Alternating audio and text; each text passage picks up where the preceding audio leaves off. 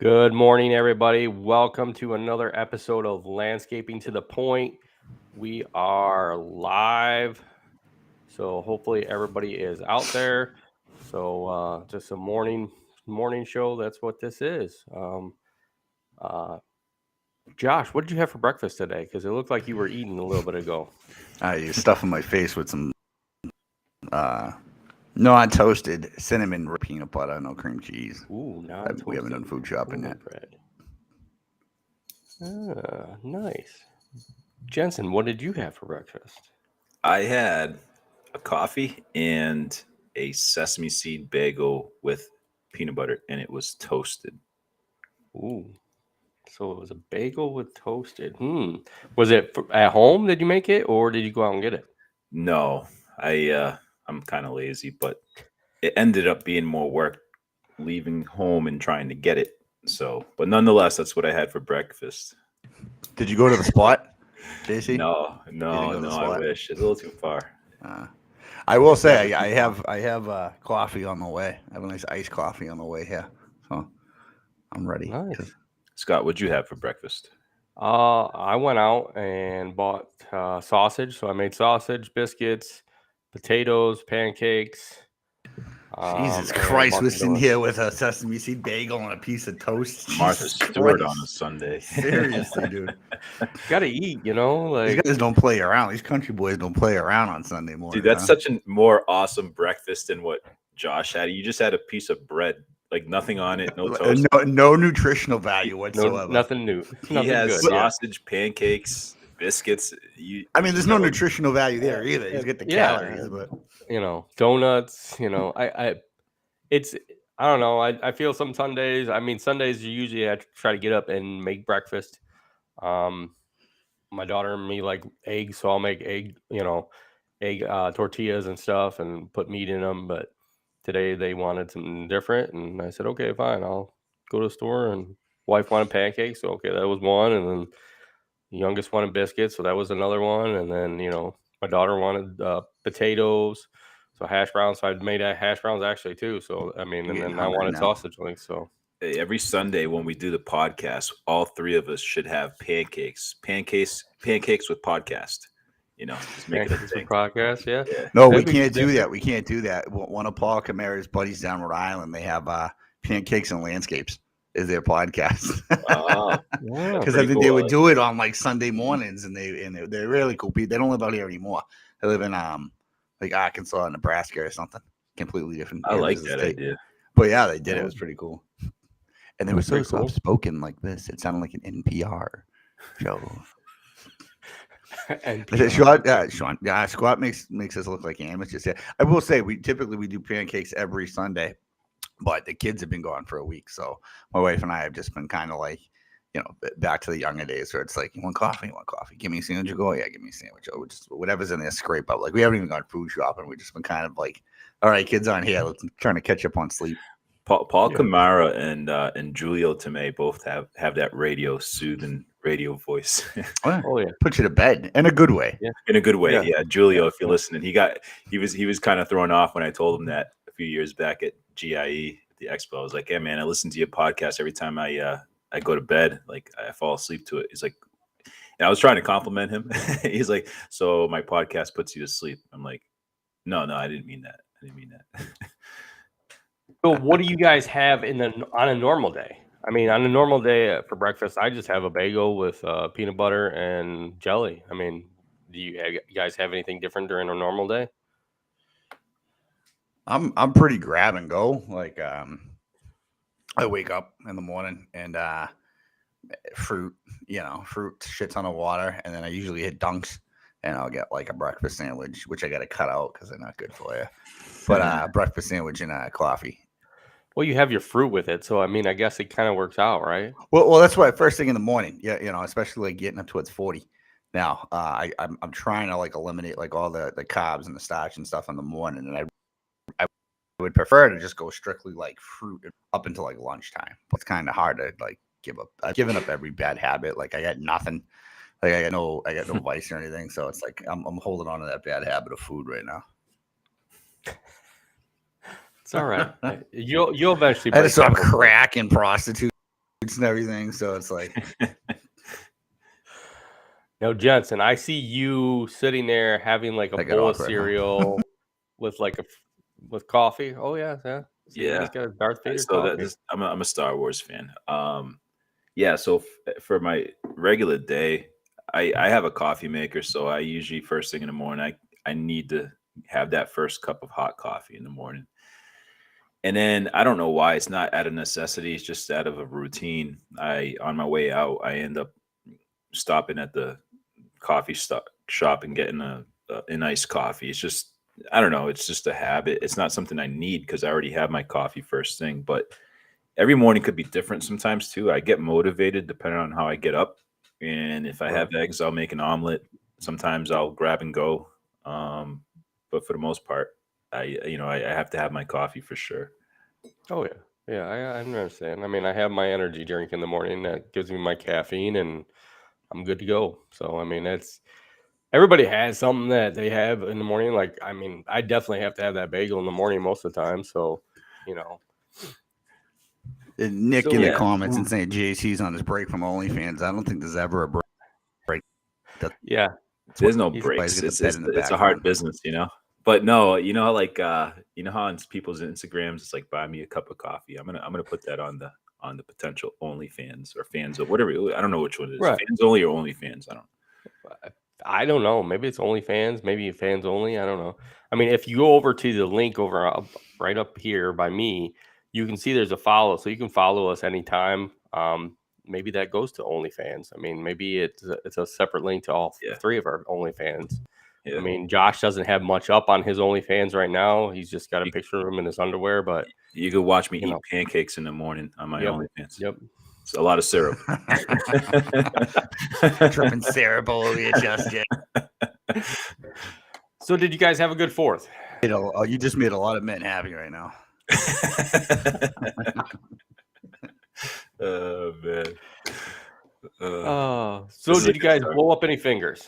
Let's ask that, since it was the 4th this week.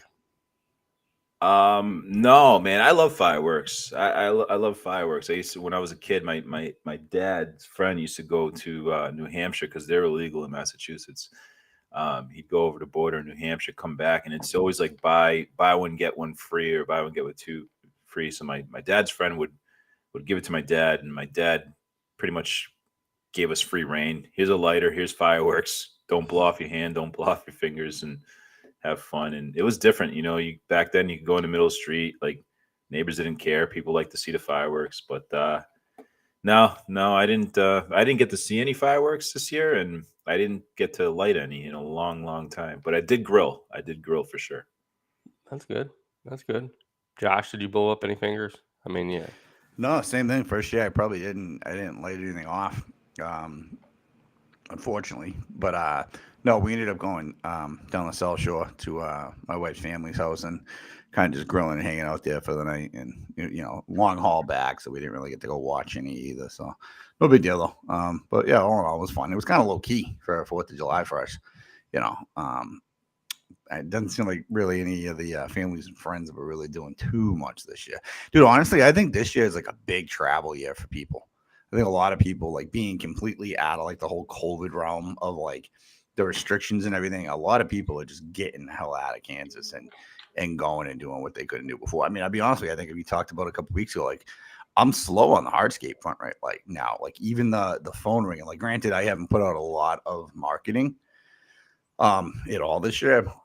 The phone's just not ringing like it was before, and I think a lot of that contributes to people starting to go back out and doing what they were doing before. And like, all right, I already put like 20 to 50 grand into the house between landscape and interior and all this crap. Like, let's take that 20 grand we would have used in the past 2 years to go on vacation and just do something really nice. Like there was something on the news, 4th of July I was watching where it was saying this is the highest rated travel year for Americans to Europe. So that gives you something to look at. Yeah. I know a lot of people that went over to Europe this year and overseas, and look at Jensen. He went overseas. He had to go visit his baby mama. So I mean, he had to do something. So plural. I had to go make a baby mama. Yeah. But I mean, I feel like, yeah, a lot of people are traveling more. I know a lot of my customers are traveling more this year compared to the last couple of years. So, I mean, they are still getting some work, which is good. And, we haven't seen a decrease in business this year. I think we've seen an increase in business. There's a lot of stuff still going on in our area. So maybe it's just your guys' area. I mean, it's kind of odd, It's but hit or miss though too. Yeah, it's definitely it's definitely subject to certain areas. The area that I'm based out of in service, people are more likely to travel further away. okay. Um, just the median income in that area is different than the surrounding towns of it. And I think it's hit or miss with certain contractors too. There's some guys that were already booked up. Like since 19 we were booked up about a year in advance. But last year, I mean, we really got ahead of it. And we didn't usually we roll some things over to the next year, and we just went ham and kept going. Like we have work. It's just not the crazy busy I want it to be. Like fortunately, even though it was a slow winter, like we did good financially with the snow money. So, we're not Right. like, oh my God, but yeah, it sucks. I mean, what's Nick saying? It's the economy. People are not spending money Yeah. like they used to. Yeah, Credit card true. debt was highest. I said that early in the year, Nick, was I thought with heating costs, especially in the Northeast, that people were going to run those utility bills up on their credit cards, and just like even groceries are up again. Oh, And yeah. I thought groceries, gas, heating. I mean, my oil bill was like ridiculous. I thought this year for what I heat, and yeah, I don't know. People are probably stepping back and being frugal. I mean, look at it too. Like no one's buying houses galore anymore. Like who can refi or buy at 8%? Like think of all the people that refi their house at 2 or 3%. You're stuck with that shit now. Like you have no Yeah. to pull your money unless you pull like a line of credit. You're screwed. You're gonna go from 2 to 8. You just like quadrupled your mortgage. Yeah, I mean, I can see it. Yes, this year I know there's one of our subdivisions that we do that they added a whole big street, and I know they've done this in the past, every year, and it seems like this year literally there's only one house going up, and it's the demo home that they're putting up back in there, and it's like there's 15 lots that are just sitting there empty, and it's like the year before they'd put up the lots and ready to go, and they'd all sell, and it was like there was tons of contractors out there. Now there's one set of contractor out there. Yeah, I agree with that. I feel like nobody's wanting to buy houses or upgrade into different things like that because of it's crazy, credit man. card debt is high. Because over here, not too long ago, how it fluctuates. Like it's hot and cold. A few years ago, people were getting bids over their asking price for houses because there was so much interest and so much competition and so many people Right. that were like interested in buying homes that they were paying $20,000-$30,000 above the asking price just to outbid somebody else. But within a quick span of time, now you're seeing, at least around here where I'm at, you're seeing not a lot of houses, but the houses that are being sold are sitting, and there's not a lot of interest in them, and they're empty, like Josh is saying, for a while. It's crazy how the market just kind of reacts certain ways. And out here, that boom was due to those interest rates being so low. And that was kind of the trade-off. Like people were bidding 40, 50, 60 grand over price. And some people were like 60 grand cash over price because they have that 2% rate. So now what you just did is you just used up all your liquid capital and paying the difference in that. And now you're stuck into that 2%. Not that it's a bad thing. My coffee just got here. Hold on one second now. So you're stuck in that loan. And I don't mean it in a bad way because you have a lower interest rate. But yeah, I mean, a lot of people are having trouble flipping that now, And Right. I mean, one thing I saw that I thought was funny is on one of the Facebook groups, like the local one, is one guy went on the excavation, walls, drainage, grading, will beat any price, cheapest price. I have not seen that in years. And I think leave that open. I think part of the issue that's going to come up as where we were before is guys need to kind of stick to their guns and not drop the prices, even if like the economy is dictating right now. My wife's sitting here like making fun of me while I'm talking. I'm losing train of thought. You got to stick to your guns, and this is what happens where guys get desperate for money, and they just start throwing bids out there where they're not making money or they're just making ends meet to pay their bills. And then it just becomes this whole shift of the market where we're looking like everything that's dropped. Like we waited years to get what we got with COVID, where the market rates actually changed. Like guys that were mowing lawns for 50, 60 bucks finally were able to adjust to that 80, 90, 100 bucks that they should have been at. You don't want that to go backwards. So stick to your guns and keep your prices where they are. There's no reason for you to have to change.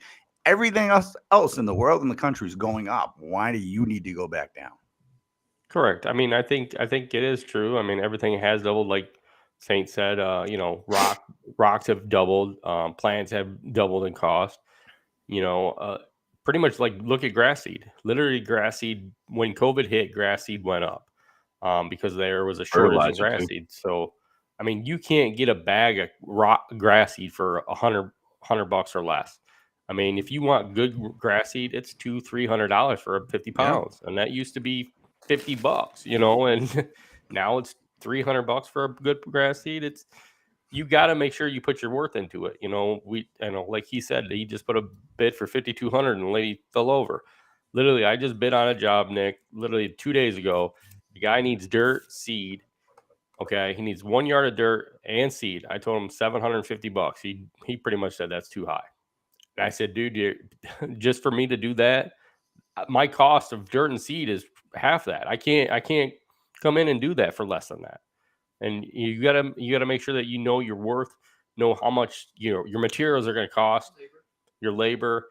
I'm more now than before to where I go to a job, I'll look at a job, I'll tell people, okay, well, let me look up the prices, make sure I can get you the best price and the best quality before I even give you the price. There's so many kids out there I know today in our area that just go up, they'll look at the job, they'll say, oh yeah, we'll do it for $500. And then, the customer comes back to you after you give, you go to give them a quote for say $1,500, and they're like, well, why are you so high? And it's like, because this is how much it costs for them materials. It shows in my, my estimate how much the materials are going to cost you. You can go look up what the materials will cost, and a lot of people will go with that cheaper person because they don't want to spend the money. And then that's how, like Josh is saying, that's how it's going to hurt us in our economy and hurt, our sales, because people are going to just try to outbid you as much as they can. I'm going to ride off that real quick. And one thing that I'm anticipating, and I'm so confident in this, I'm going to use this as a snippet on TikTok and Instagram, is that when the whole, I'm going to call it the landscape COVID boom happened, right? A lot of guys, a lot of hardscapes and landscapers. Now, when I say hardscape and landscapes, I'm talking about guys that don't just do mowings, cleanups, and mulch and stuff like that. I'm talking the landscapers and hardscapers that just focus predominantly on that. They got so booked that they couldn't take on any more customers. That the guys that finally wanted to break into that industry, that part of the industry that made it just been strictly mowing, jumped into it. And with such a high demand, they got rid of their maintenance. They got rid of the mowing. They got rid of the fertilizers, things like that. And now it's happening. And a lot of old timers warned against this, where don't just throw everything into that basket, because if you're not fully equipped for it, it's going to come back. Because obviously, just like with the recession in 2008, things spiked and then they drop back down. So what I think is going to happen is you're going to see that wave of guys that were in maintenance now start coming back. I think what the issue is going to be on that side of the industry is you're going to have those same guys not realize how the market shifted in pricing, where we want to be now, where we should have been for 20 years. And that I'm talking about market direction, as far as what your market dictates prices are. Unfortunately, that is a reality we live in this industry. I think what's going to happen, those guys are going to come back and they're going to be still quoting those pre-COVID prices, and that's going to take the dip. And it's just this downward spiral effect. Now you got, overpaid employees, not overpaid employees, but employees, guys cutting grass for $25, $30 an hour, when you're now back to these prices from 1990, So when I emphasize that you got to stick to your guns, even if you got to take a step backward. It's not backward. It's making that lateral change back to mowing. Stick to your guns, man. Like, shit is so expensive. Like you just said, grass seed went up. You're right. Grass seed at site one went from like $1.25 to like $2.50. Yeah. And I'm talking for like athletic field mix. not Right. even anything like special. And No. that initial jump was the COVID inflation. And that's not even considering like the small bumps they do of like 5% every year. So can you think about in 3 years now when it's almost $300 a bag? And Nick just said like It's fertilizer almost there almost now. tripled. But that's what I Yeah. mean. So it's like now it's like you really got to reevaluate what you have in your docket as far as what these things cost. Because I've done it in the past where like I wouldn't pay attention to the increase in mulch prices and be charging one price and then go back at the end of the quarter and go, holy shit, I just lost like 20 grand because I wasn't paying attention to that difference of like a $3 change. And like we've had years where we've gone insane with mulch. We usually go every other year. Well, we might do a couple hundred yards and then we'll do like maybe 50. The next year it always fluctuates back and forth. But I think for any guys that are considering making that lateral jump back to just strictly maintenance, talk to the guys in your area, figure out what the market dictates now so you do not drown out the market. Don't do what so many guys tried so hard to do for years and failed, and it took a friggin' pandemic to change things. Right. I mean, I agree with Nick. I think, like, Josh, when you quote stuff, do you give them a 30-day guarantee on that price lock? Yeah, so with hardscapes, I kind of learned my lesson with maintenance, especially in the spring. If it had something to do like with like a cleanup on a property that may have been already a little shaggy, 30 days is a long time to wait for somebody to get on maintenance. So, Right.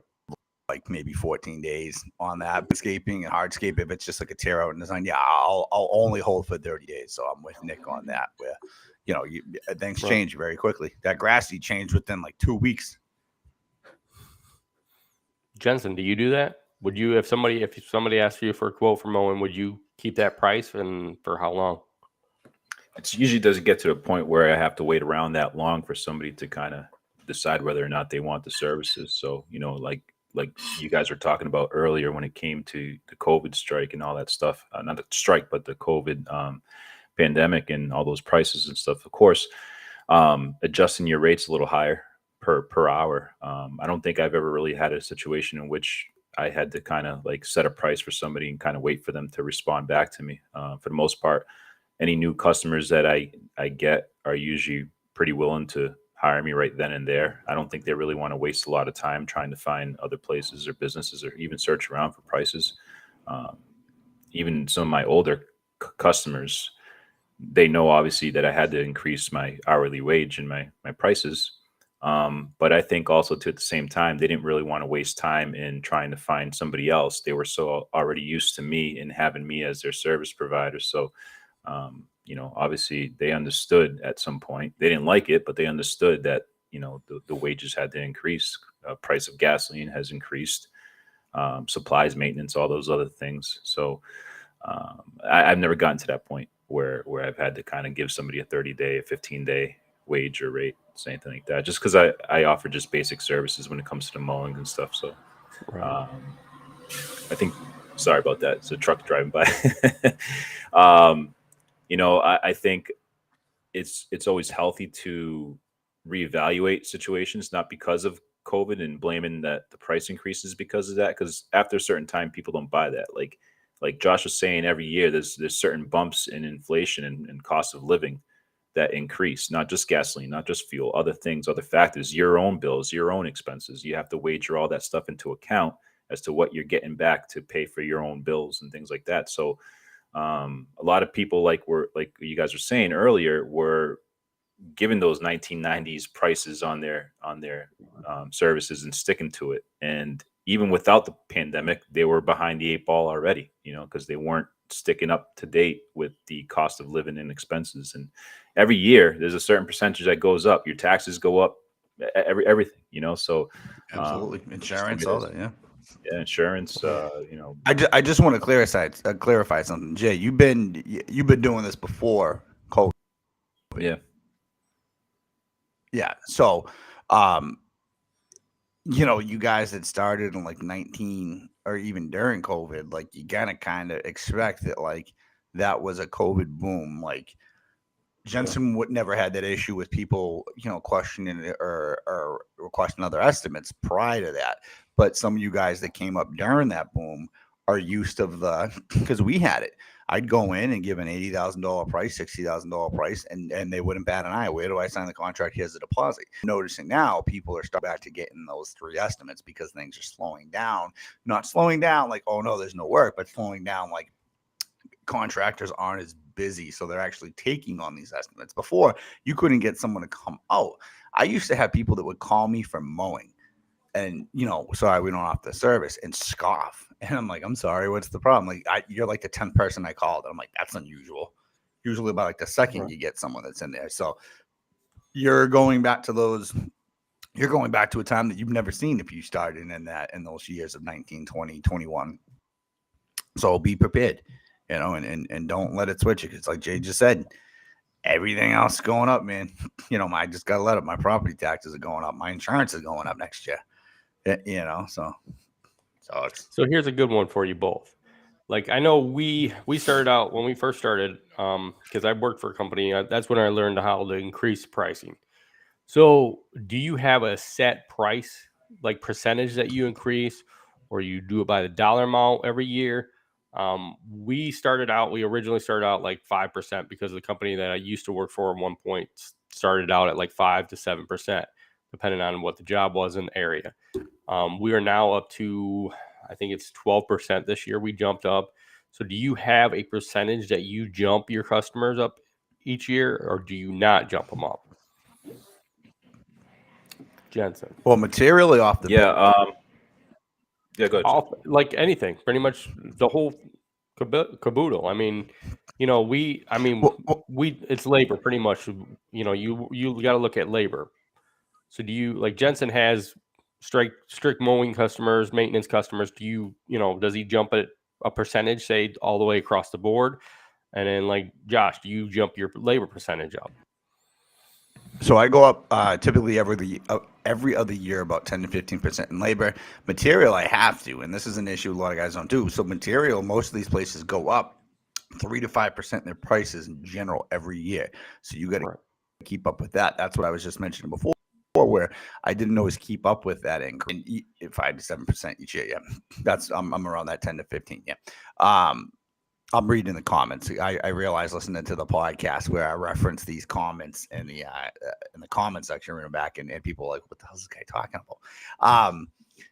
Material, yeah. So I go up I match the increase from the distributor, and then I typically will add like another 5% on top of that, and then we mark up about 20 to 30% on the material for profit. Jensen? Yeah, so as far as the labor's rate increased at about 10 to 12. I don't quote me on the exact number when I went to that, but a lot of things that I took into account as far as the math is stuff. I don't have it off the top of my head right now, but taking into equate the cost of fuel and other things. But I have a very little overhead. Not to say that doesn't justify me increasing prices. Just because I don't have a lot of overhead doesn't mean I'm not going to increase my prices or my wages or for my labor. But about that time, yeah. So, and that was something, being new was hard for me to do, and to kind of, I think it was easier to blame the pandemic and justify your costs to increase that. But also too, don't rely on that pandemic or that reason to do that. You have to kind of think, and I'll be the first to say that my numbers, I don't know them 100%. Like, not that I don't know them. I'm not the best at like organizing my numbers and taking into account all those things. I do have a rough idea when I write down, obviously take into account cost of fuel, transportation, all those other things, your registrations for your trailers, your trucks, all that stuff, maintenance. Like, try to get a good idea if you don't have an exact amount on that, and then just base it on what you had last year and then what you need to increase this year. So as far as short answer to the question, for me, when it came to that, about 10 to 12% on the labor price. Yeah. And just to piggyback off Jensen, I mean, you can do that. You can, if you take your taxes and you look at your expenses from the year before, add 15% on top of them until you figure them out. And I'm going to mention, because I'm sitting here thinking, I know when you and Nick started the podcast last week, and in the past, we've talked about the whole influencer thing and people selling these courses and how to price and how to do this. There's a reason why part of the reason those guys are so successful is because there's an issue with how guys are pricing, and guys are not making money, and guys are not making livable wages, meaning guys like the service providers, the solo operators, the business owners, because they're not sure how to do it, and a lot of guys are embarrassed to ask for help. So what do? They turn to those guys, and that's the issue I had with those guys, where like you may not be getting what's marketed towards you, you know, and that shows you how much of an issue there is, because there are people that can make a living on coaching. Look at all the look at every single influencer or marketer that's on Instagram or TikTok right now. They might not be making $100,000 a year, but they're definitely making a good wage off that, so just think about that when you think about, I don't know my numbers. I feel like an ass asking this guy that I know has been in for a while. These guys pay money for people that they don't know if they've actually succeeded in business. They've succeeded in marketing their name. They've succeeded in selling you a course. I don't mean shit. I could sell you a course on how to build a house. I've never built a house before. I could read a book. So it's not anything to be ashamed of. I still have vets that have been in business 40 years where I'll bounce things off them that I'm not 100%. And I'm a cocky son of a bitch. I am. And a lot of times that comes back to bite me in the ass. No, I am, because sometimes I'm like, I don't need to ask. I know that question. And then I fall flat on my face.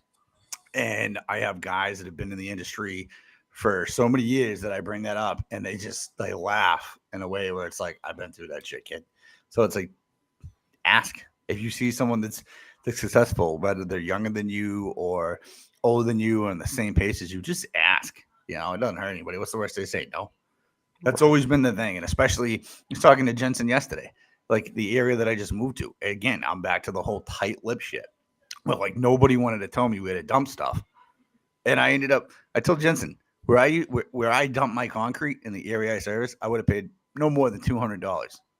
I dumped concrete from my house. It cost me $1,000. $1,000. Wow. I almost had a stroke. Jeez. Yeah, so real quick in the comments, awesome. If you are winning 100% of the bids, your pricing is too low. You should be around 65% winning bids. Absolutely. I agree with that, yeah. I got that advice from my mulch and stone distributor.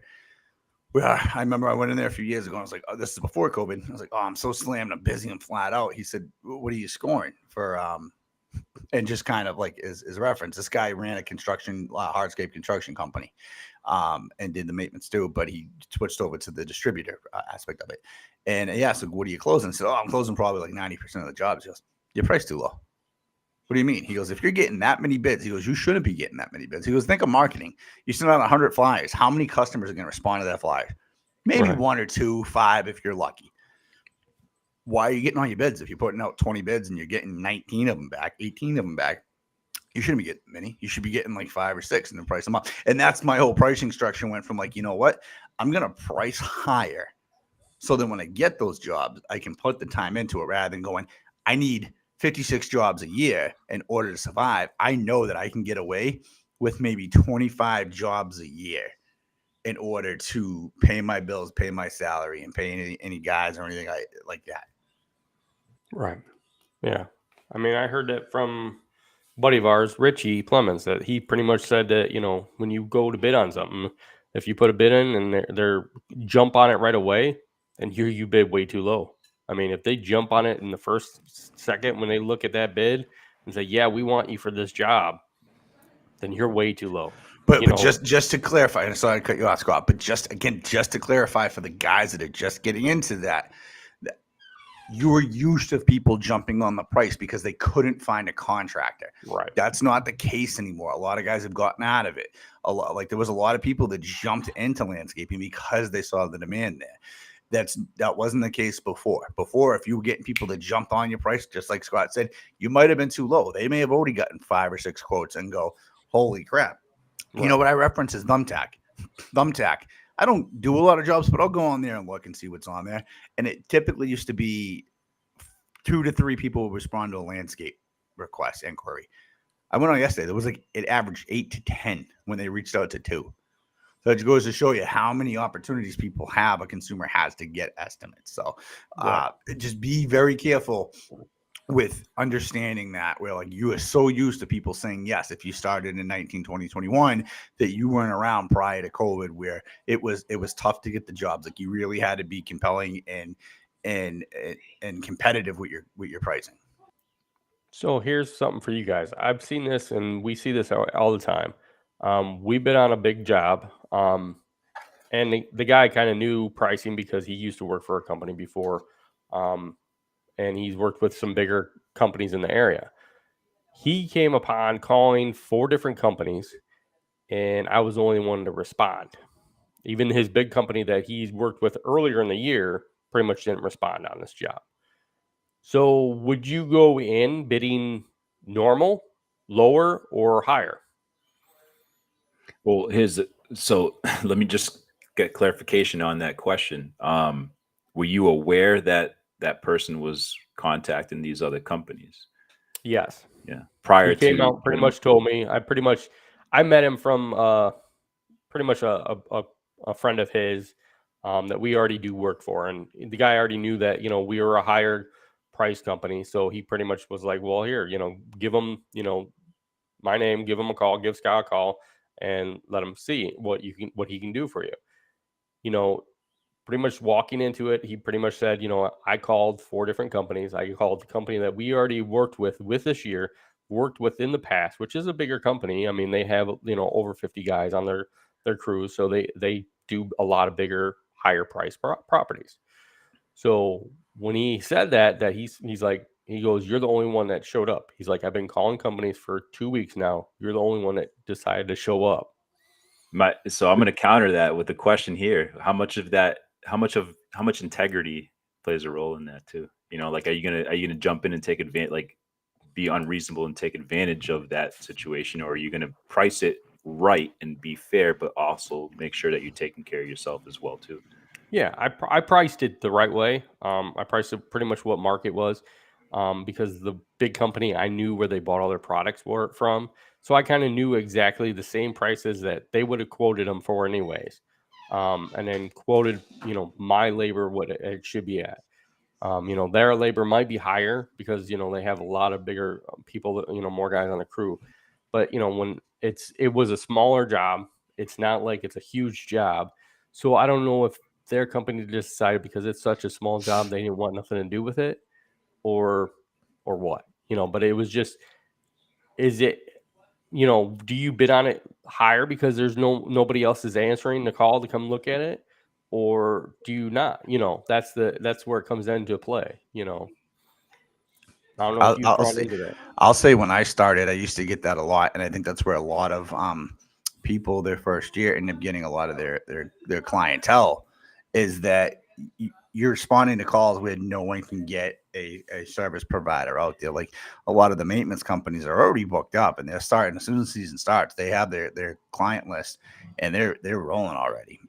So I used to get the calls where like, I've called so many people and guys would come out and give me a quote and they just wouldn't follow up, or they wouldn't show up and they made the appointment. So I would price them regular. Now there's obviously two. So for any homeowners listening to this also, you have to understand, like if you're a pain in the ass during the quote, you're going to get the fuck you price. And what the fuck you price is when you're a pain in the ass and you might not have an option, I'm going to price it high enough where it's fuck you. If I get this job, I'm going to get paid for it and pay for the inconvenience of how you're asking. So that comes into play sometimes, but typically with that, no, I'll price it. I'll price it the same way. Normal. Yeah, I like that just because, if like Scott, you were saying that person tried everybody and couldn't get any responses, and now he found somebody who's willing to do the job. Now that means a lot because now you're a reliable company, Right. and you're available to that person, and I'm sure that person doesn't want to keep going through the hassle of every time they need something they're going to try to find something. But again, at the same sense, one, I don't know if I would, maybe some other companies would. I wouldn't take full advantage of it as far as price it egregious and to a point where the person is going to be sour at the end of the job and then not hire you for something else later on. But you have to be fair about it, I think, in my eyes. And then again, I don't quote a lot. I don't want to talk about something I don't do because I don't do a lot of that stuff. But I think from the outside looking in, my perspective on that would be, to do it in that manner, in which it's still a fair bid, but you're still obviously taking care of yourself. I will say, in the instances where I've been booked out, like flat out, I will pad the estimates a little bit, maybe like an extra 10-20%, just because I'm flat out and I don't need the work at that point. Why not try to, put a little bit of extra meat on it, and I don't see anything wrong with that. But in the same sense, when you do that, if you're marking it up, 10-20%, and you might be 6 months to 8 months out, understand that they still have that time to procure another company to come do that work. And I've had that happen where they cancel on me. I will charge a non-refundable booking deposit. And I speak slow on that right now because it's a booking deposit. It's not a material deposit. So the booking deposit started at 100 and it's at around 500 right now. And that booking deposit's non-refundable. And obviously 500, it's these are for bigger jobs. They're not for like Right. like $1,000, $2,000 job. These are more or less for anything like over 10 grand. If you agree to a $10,000 job, I ask for 500 non-refundable deposit to book and secure your spot. Just because I've had people in the past where they'll book these $20,000 jobs and like 2 weeks before, oh, we got someone else. Or we can't do that. So at least I get paid for that time that I spent on, calling around for supplies, going and, submitting the estimate, getting all that done.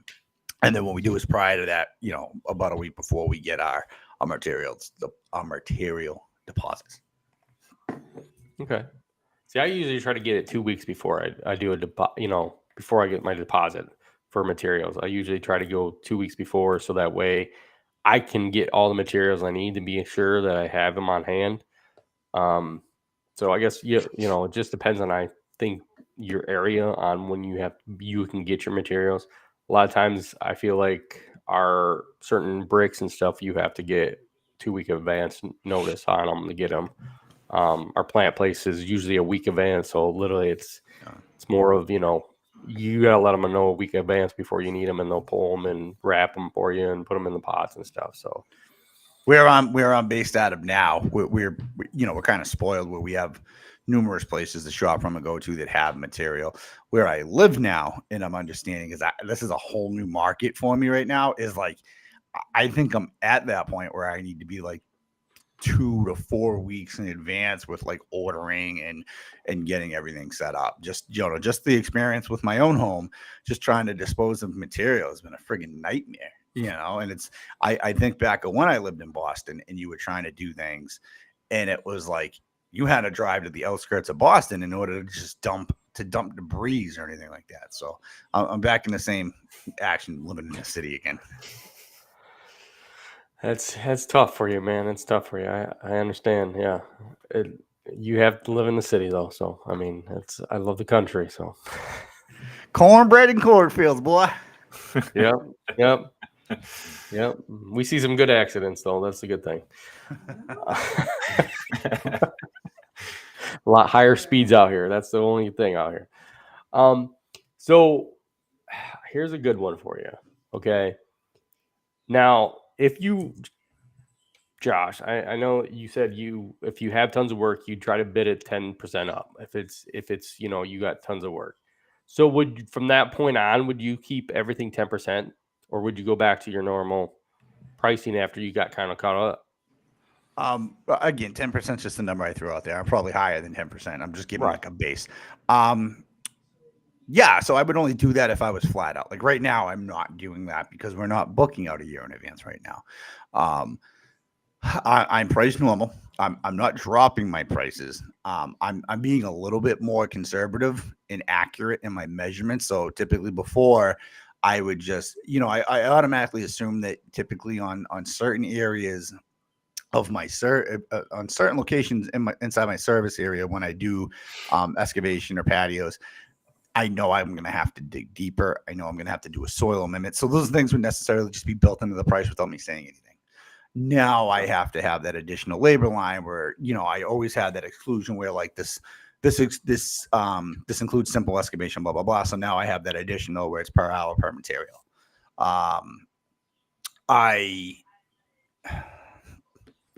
I think I would stick pretty straightforward with my pricing. Like right now, I think I have just over the end of this last week.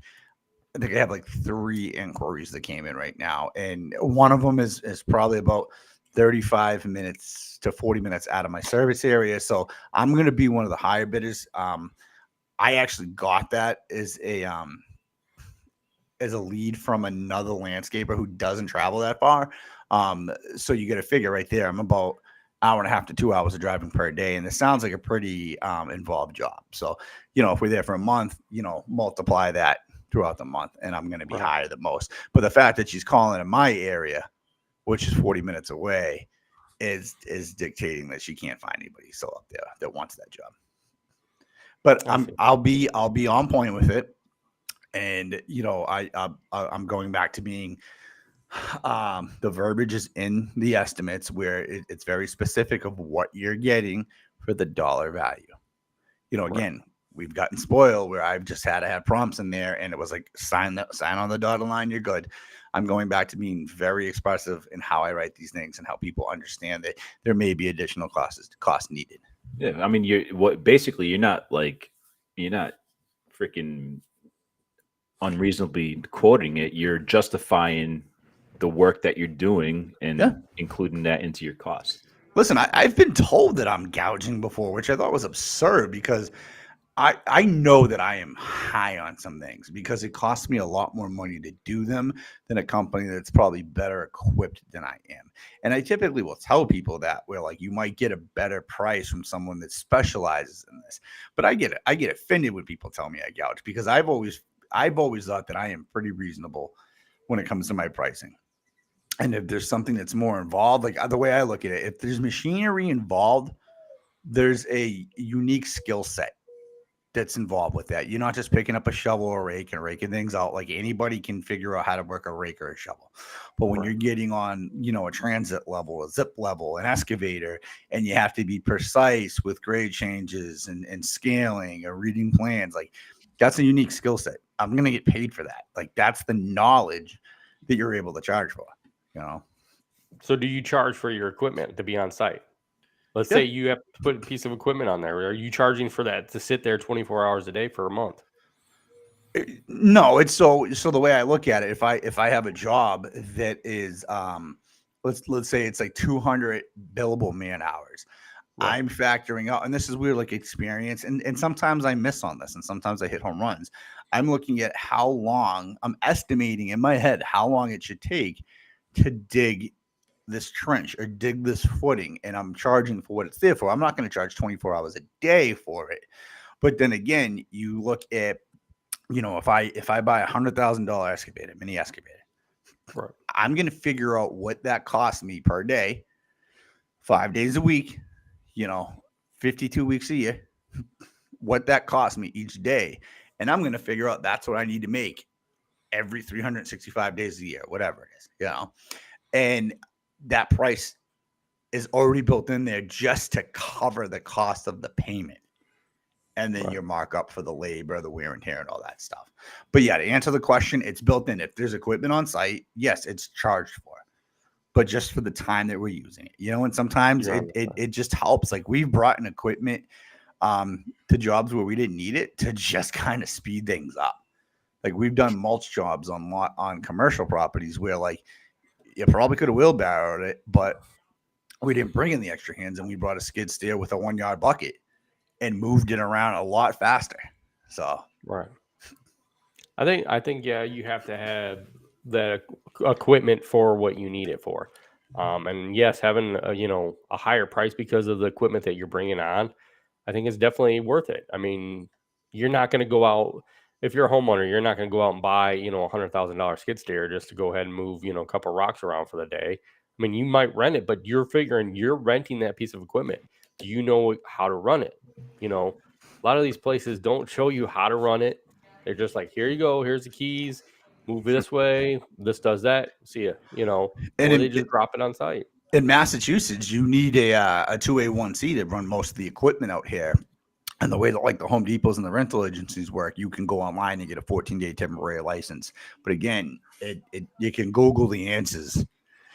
to whatever question. It's not like it's crazy because I think it's like a 15 question test when like the 2A1C is probably like an hour long each pamphlet That's crazy. per test. And just to give like kind of an example to anyone listen in, like take snow. Snow is the best way to kind of figure out what you need to charge for your equipment. So let's say again, you're on a $60,000 skid loader. What you're going to do is you're going to see what does that skid loader cost you per year in your charges. So like in your finance charges. So like, let's say it costs you $18,000 to have that skid steer, and you have this strictly just for snow. This is giving you an example. You know, on a very minimum, that needs to go on a contract, and at a very minimum, you're making it 18 grand a year. So you want to make sure that's built in because you don't want to be paying for it. But essentially, when you have a piece of equipment, and this is how bigger companies get away with it, because they know, a $60,000 skid steer might only be, I mean, let's be literal. Like a 262D is probably about let's call it $13,000 to $16,000 a year. That's not bad, and that's with interest, you know. And you get depreciation on that every year for like 3 to 5 years. So you build that in, and you can figure out per year what that costs you. So if it's $13,000 to $16,000 a year, you multiply that by the time that you have it in service. So obviously, if it's used for landscape, most places like in Massachusetts, you're looking at probably like March or April till about November, right? And then you put it on with your snow.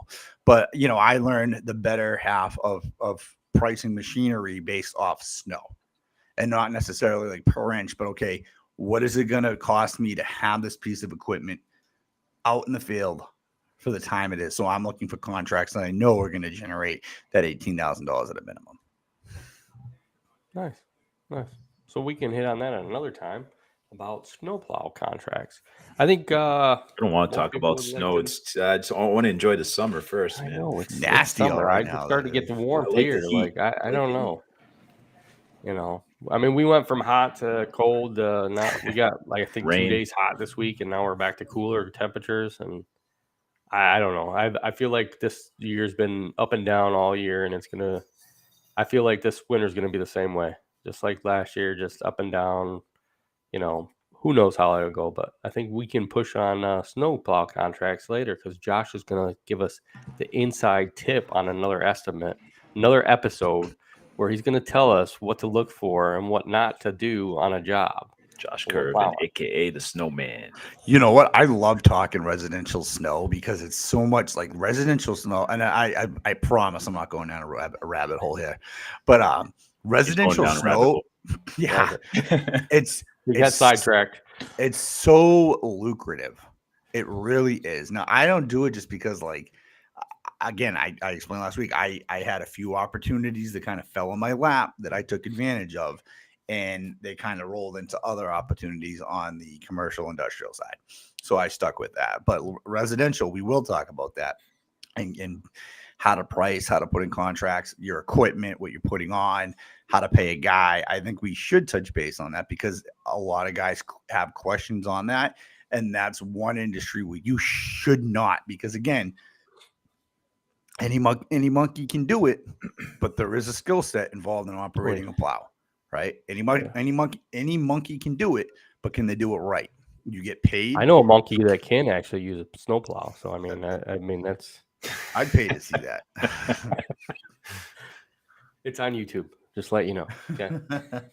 So yeah, we definitely got to touch base now on YouTube. You know? We definitely got to touch base about that. We'll come up with like some I think because see, we try to get our snow contracts out in October. This year, we're going to try to do end of September. So I feel like, you know, beginning of September, I think that would be a good topic to throw out there as snow plowing contracts.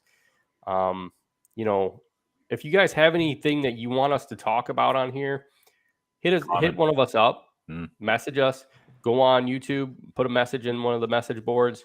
We are on Facebook, we're on YouTube, we're on Twitch now. So if you guys want to talk to us at any time, hit us up on one of the messages here. You can go to Landscaping to the Point on Instagram, hit us up there. You can go to Landscapes by Acme, hit me up, and I will get to one of these guys, and we will ask your questions on here. We're always glad to have you guys come on and talk to us too. Like Nick goes on here, and he just, you know, rambles sometimes, but sometimes he adds some good points, and we love that. You know, we love to interact with you guys, and the more people that can follow us, the better that it is. Well, because we want to get out there to the community and help everybody out that we can. So I want to thank Josh that's down there at the bottom. He's stone cold because he likes the snow. And then we like JC because he's a boxer. He likes to beat up some things. So I gotta go. Yeah, that's why he's got his bed artwork. behind him. I gotta, yeah. He's the OnlyFans guy. Buy me coffee. Yes, it's coffee. It's Buy me coffee. coffee. So if you want coffee and OnlyFans, go to Coffee and OnlyFans, Josh. Maple syrup. and JC. So thank you guys for listening to us on Landscaping to the Point. Go ahead and follow us at Landscapes by Acme YouTube. Hope you guys have a great day, great rest of the week. Watch it, comment it, and we'll see you all guys next week. Same time, same bat channel, 9 a.m. YouTube. Okay? Maybe you'll Bye, see us guys. this week. Who knows? Yeah, you might see us during the week too. Later, guys. Have a good Later. weekend. Later.